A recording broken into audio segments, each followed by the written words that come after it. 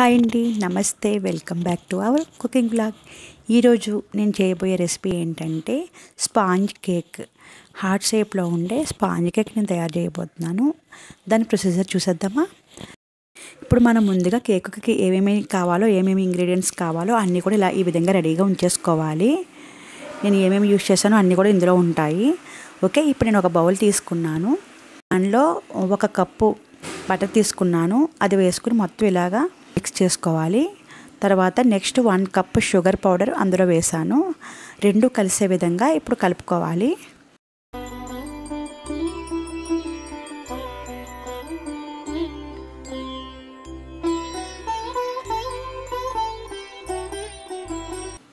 Butter and sugar powder అనమాట, రెండు కలిపితే ఈ విధంగా రెడీ అయ్యింది. ఇప్పుడు మనం ఇందులో 4 ఎగ్స్ మొత్తం ఆ వాటర్ని ఇందులో వేసేయాలి.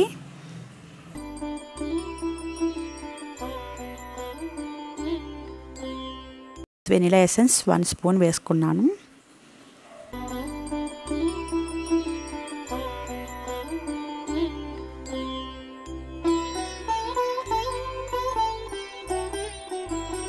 అంతా కూడా కలిసే విధంగా మిక్స్ చేసుకోవాలి.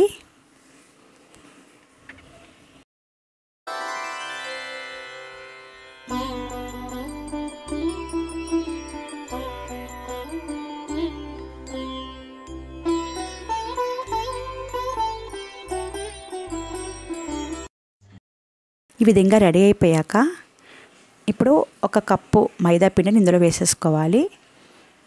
ఇది కూడా మొత్తం కలిసే విధంగా కలుపుకోవాలి. దానిలో బేకింగ్ పౌడర్ 1 స్పూన్ వేసుకున్నాను.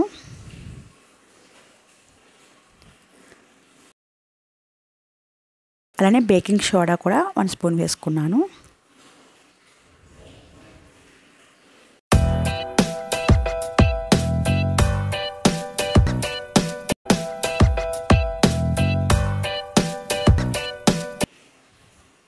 ఇప్పుడు మొత్తం మిక్స్ చేసేసుకోవాలి.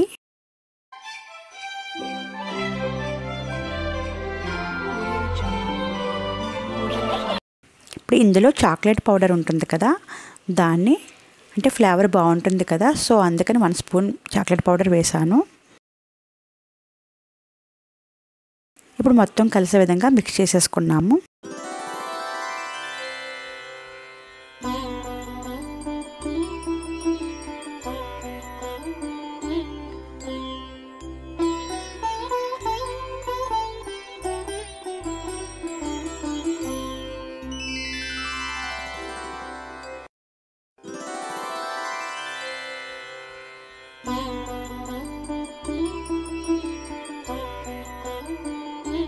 ఇప్పుడు ఇందులో యాడ్ చేసేసుకుని మొత్తం కలిపేసుకోవాలి. ఈ విధంగా రెడీ అయిపోతుంది.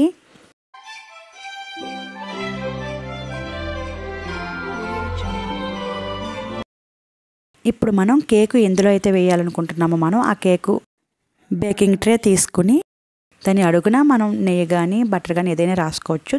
దానిపైన మైదాపిండి చల్లుకుని ఇప్పుడు ఈ బౌల్లో మనం బేకింగ్ పేపర్ ఉంటుంది కదా, ఆ పేపర్ని సేమ్ మనం ఏదైతే షేప్ తీసుకున్నామో ఆ విధంగా మనం అందులో మిక్స్ అయ్యేలాగా ఫిట్ చేసుకోవాలి.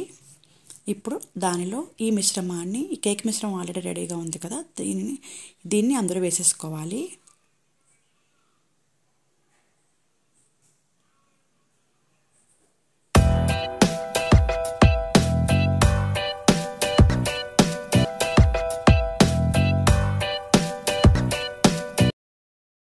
ఇది మొత్తం కలిసే విధంగా ఆ గిన్నెలో మనం స్టిప్ చేసుకోవాలి.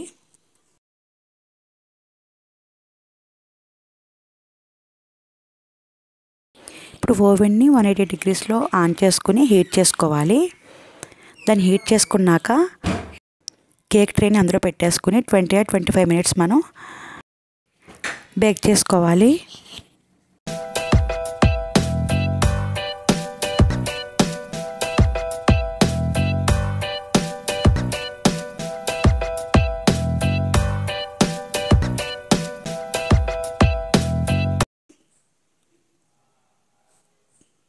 ఈ విధంగా బేక్ అయిపోయింది. బేక్ అయిపోయిన కేక్ని ఒక ప్లేట్లోకి షిఫ్ట్ చేసుకోవాలి. ఇప్పుడు దీనిపైన ఉన్న బేకింగ్ కవర్ని పైకి తీసేసుకోవాలి. తీసేసుకుని దీనిపైన ఇష్టమైతే క్రీమ్ కానీ అలానే మనకు నచ్చిన డిజైన్స్లో డెకరేట్ చేసుకోవచ్చు. దీనిని మనం కట్ చేసి చూస్తే చూడండి ఎంత బాగుంటుందో.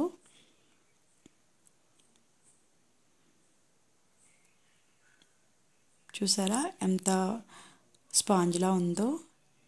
ఇది ఈ విధంగా మనం చేసుకుంటే పిల్లలైనా పెద్దలైనా చాలా ఇష్టంగా తింటారు. నాకైతే ఈ విధంగా చాలా బాగా నచ్చింది. మీకు నచ్చితే మీరు కూడా ఈ విధంగా ట్రై చేయండి.